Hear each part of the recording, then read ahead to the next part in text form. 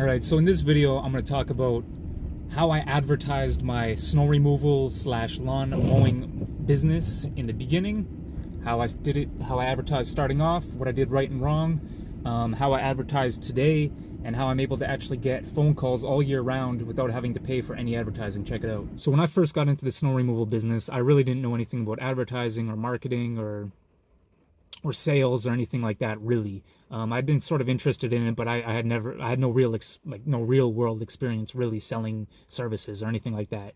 So when I got into the snow removal business, I just copied what the snow removal business that I had worked for had done, and they had just printed out a bunch of really basic flyers and handed them out, and that's how he built his business with multiple trucks and crews and all that stuff. And I thought to myself, like, that's it. So I went ahead and I did the same thing, and I printed out some very basic flyers. I had my friend design them. My computer didn't have the capacity to do something like that at the time, so I had my friend who had Photoshop design me a quick little flyer. I sort of told him what I wanted. It said at the top, snow with a big question mark. It had a picture that we had found on Google. It had my phone number. It said free estimates, and then it said, I think, ice removal, snow removal, and salting, or something like that. And that was it. I got that flyer, I put it on a USB stick, I went down to the nearest print shop, I had 1,000 of them printed out, and then I went and I hit the neighborhood and started handing them out door to door and just putting them in putting them in mailboxes, sorry. And I had my friends come out and help me, and that was it. That's how I got my first customers. So once I had my first few callbacks from these cheap little flyers that I made, I decided that they worked, and I just doubled down on them, and I decided that I was just going to be consistent. I was just going to hand out lots and lots of flyers. So I would hand out thousands of flyers all throughout the city, and my strategy was to just be consistent. So I would hit the same neighborhoods every season. In the snow, I would give them a flyer, in the winter, I would give them a flyer for snow removal. In the summer, I would give them a flyer for lawn mowing, and then in the fall, I would give them a flyer for leaf cleanup. And the three different flyers were for those three different services, but they all looked the same. They were all uniform, same font, just different images, different words, but you could tell they were from the same guy, basically. So I just, every season, I would hand out flyers into the same neighborhoods, same mailboxes, and just hit the houses over and over and over again.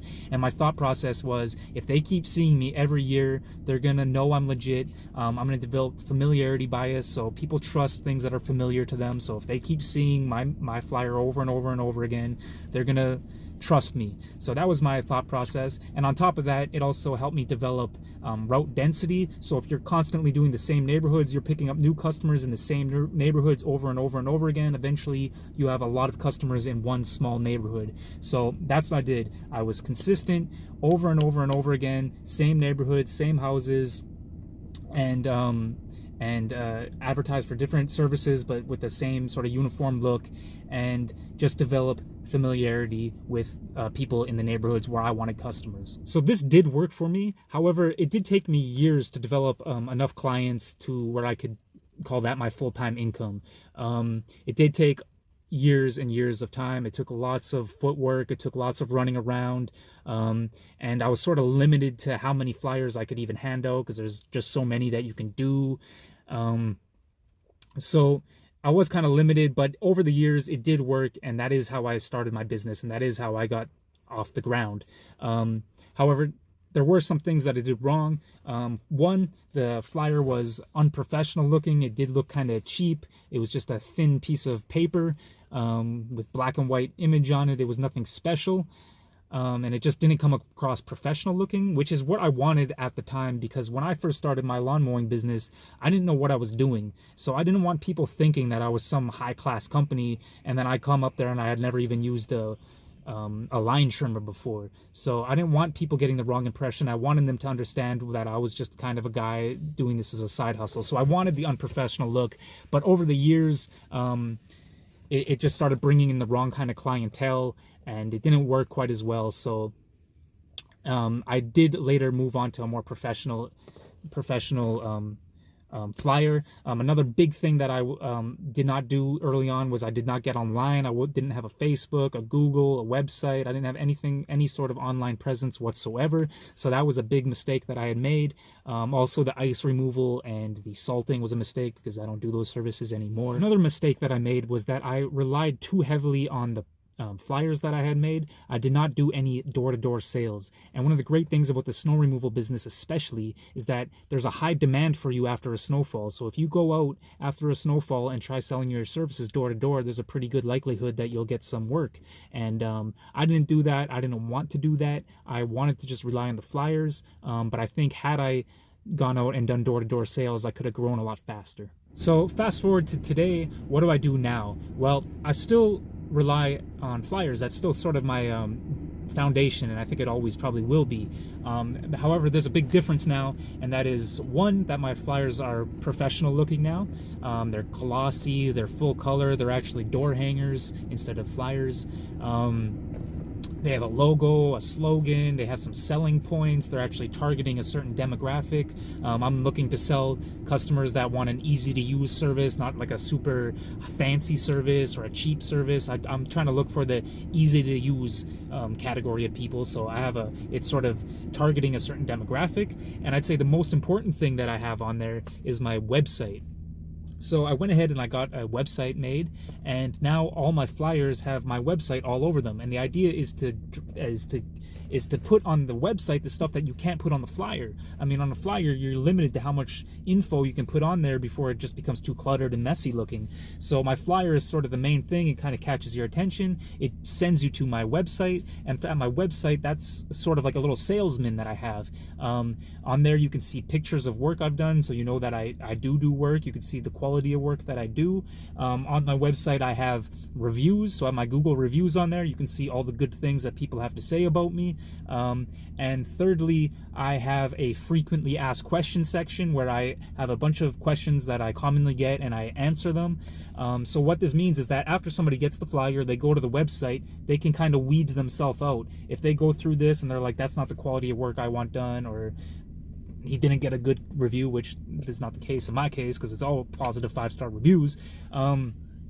But they can go on there, and if they go to the frequently asked questions and they see that they want it done one way, and right there you see that that's not the way I do it, they can eliminate themselves from there. So what happens is when I do get phone calls, customers are pretty much ready to sign up. They don't have too many questions. They've seen my work. They've seen the reviews. They know what I'm about. So when they call me, they're pretty much ready to sign up. If they disagree with anything on the website, they just don't call me. So it's cleaned up the people that call me. I get a lot more quality phone calls now. All right, now the moment you've been waiting for. What's the secret sauce? So the secret sauce is Google Business. Get on Google Business. And not only get on Google Business, but get to collecting positive reviews as fast as you possibly can. So now, when you have a happy customer, when they say, hey, you did a great job, little Billy, or they send you a tip, or whatever it is, whatever thing they do to show their appreciation with you, to show that they're happy with you, send them an email right away, specifically asking for a positive review on Google, and leave them a link. There's a way to do it. I'm not going to get into it in this video, but there is a way to do it. Leave them a link to go ahead and leave that positive review as easily as possible, so there's no excuses, and that's it. Get on Google, send out emails to happy customers asking for positive reviews, get positive reviews, move up in the rankings, and start watching your phone blow up. Now, this is what I've done over the course of the last year and a half, and I'm actually ranking in the top 3 of Google for lawn mowing companies in my city, and I'm just a solo operator. I'm a one mower, one blower guy, and I'm ranking at the top of Google because I have so many positive reviews, and that's how I did it. So that's the secret sauce. So I just want to real quickly clarify what I meant by free advertising. So sure, it did take me some time to get to that point, and it did take me some money to get there, but this is 2020, the year that we're in right now, and we're making this video. And because of this year and the thing that's going around, and you know what it is, and I don't even want to talk about it, but because of that thing, I haven't been able to do any actual physical flyers or door hangers or anything like that. I completely stopped doing physical advertising, and I have still been getting phone calls all year long, and it's because I rank at the top of Google. So I just wanted to throw that in there. I've been getting phone calls all year long, and I haven't spent any money on advertising. Well, I have spent money on advertising, I just haven't sent it out yet. I have a whole closet full of door hangers. But yeah, this year, 2020, I haven't spent any money on advertising that actually went out, and I've still been getting phone calls all year long. So it's free, and that's what I just want to clarify that.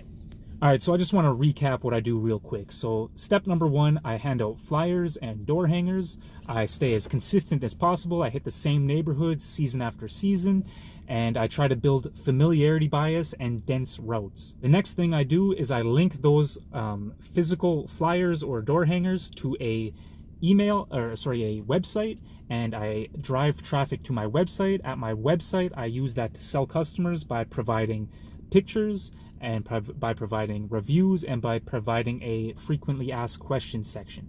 And the last thing, the main thing, the best thing, the biggest thing you can do is get yourself a Google business account, because you will start getting customers without even paying for them.